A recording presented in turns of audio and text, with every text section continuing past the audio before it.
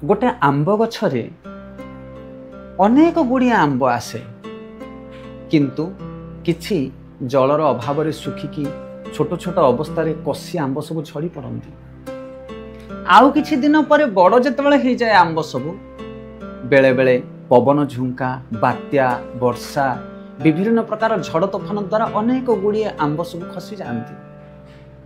आउ किछि दिन गला परे किछि पक्षी माने किछि व्यक्ति माने अन्य जीव माने किछि आंब मध्य बाहर कर नहीं जाते एवं ये समस्त प्रकार घात प्रतिघात को सहन करी जो आंब गछरे युक्त रहे शेष पर्यंत से ही परिपक्वता हुए पाचला आंबरे परिणत हुए। सेथिपाई गोटे आंब को पाचिया पाई हेले जमिति विभिन्न प्रकार बाधा और विपद को सहन करिया को पड़े ठीक सेमिति मनुष्य ता जीवन रे लक्ष्य स्थल रे पहुंचिया पाई हेले विभिन्न प्रकार झड़ झंझा बाधा विघ्न कष्ट को सहन करने को पड़ो। गीतार से भगवान कहले तान तितिक्ष स्व भारत ये भरतवंशी अर्जुन तुम्हें सहन करने शिख ताहले निश्चित भाव में सफलतार तुम्हें पहुंचब। ये जगतर सबुठारु बड़ शक्ति हूँ सहन शक्ति।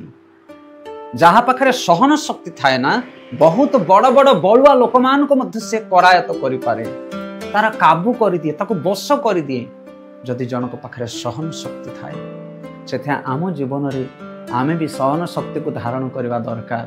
आ सहन शक्ति केमिति वृद्धि पाए जैसा संग ऐसा रंग।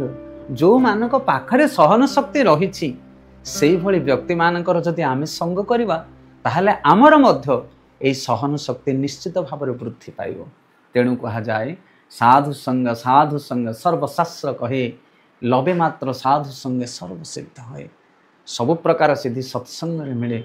उपयुक्त साधु मानकर जदि संग हुए ताहले आम पाखरे समस्त प्रकार साधु गुण स्वतस्पृह भाव में परिप्रकाश हुए। गौर प्रेमानंद हरि।